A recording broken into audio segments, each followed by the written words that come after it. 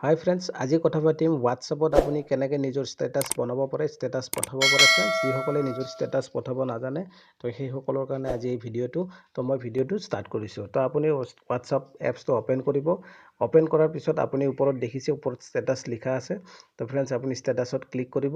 Click কৰাৰ লগে লগে আপোনাৰ ওপৰত মাই ষ্টেটাছ বুলি এটা অপশ্যন আছে, তাত আপুনি ক্লিক কৰিব। ক্লিক কৰাৰ লগে লগে আপোনাৰ ওচৰত এটা এনেকুৱা ধৰণৰ ইণ্টাৰফেচ আহিব। আপুনি ডাইৰেক্ট কেমেৰা অন হৈ যায়, সকলোৰে হ'ব। তো আপুনি ডাইৰেক্ট কেমেৰা অন কৰিও নিজৰ ষ্টেটাছটো আপুনি ডাইৰেক্ট ৰেকৰ্ড কৰিও দিব পাৰে। নাইবা আপুনি যদি গেলাৰীৰ পৰা দিব বিচাৰে তেতিয়াহ'লে আপুনি ইয়াতে ওপৰ ফালে স্ক্ৰল কৰিব। কৰাৰ পিছত আপোনাৰ ওচৰত এনেকুৱা ধৰণৰ ইণ্টাৰফেচ আহিব ফ্ৰেণ্ডছ। ঠিক আছে। তো তাৰপিছত আপুনি নিজৰ ষ্টেটাছটো আপুনি সকলোৱে নিজৰ ফালৰ পৰা দিব পাৰিব। ধৰক মই এটা ফটো ক্লিক কৰিছোঁ, আপুনি এই ফটোটো ষ্টেটাছ হিচাপে বনাব পাৰিব। ইয়াতে আপুনি স্মাইল দিব পাৰে। তো যিকোনো ধৰণৰ আপুনি ইয়াতে স্মাইল দিব পাৰিব ফ্ৰেণ্ডছ। ঠিক আছে।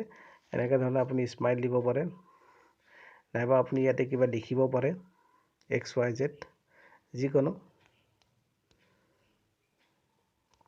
আপুনি এনেকৈ এটা টেক্সট লিখিব পাৰে, নাইবা আপুনি ইয়াতে ড্ৰয়িং কৰিব পাৰে। আপুনি যিকোনো ধৰণৰ এনেকৈ ড্ৰয়িং কৰিও আপুনি কিবা পঠাই দিব পাৰে ফ্ৰেণ্ডছ। ঠিক আছে।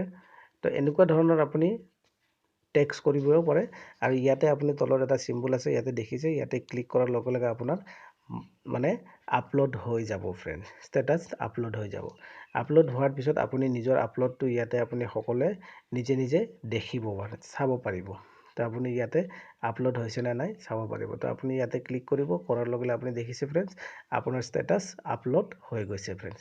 তো আশা কৰিছোঁ আপোনালোকে ষ্টেটাছ কেনেকৈ আপলোড কৰে সকলোৱে শিকি গৈছে। তো এনেকুৱা ধৰণৰ ধুনীয়া ধুনীয়া ভিডিঅ' লৈ মই আপোনালোকৰ সন্মুখলৈ আহি থাকিম ফ্ৰেণ্ডছ। ভিডিঅ'টো যদি ভাল লাগে আপুনি লাইক, শ্বেয়াৰ, কমেণ্ট বেছি কৰিব। আৰু এনেকুৱা ধৰণৰ ভিডিঅ'ৰ কাৰণে আপুনি মোৰ চেনেলটো ছাবস্ক্ৰাইব কৰি ল'ব পাৰে ফ্ৰেণ্ডছ। ঠিক আছে। All the best.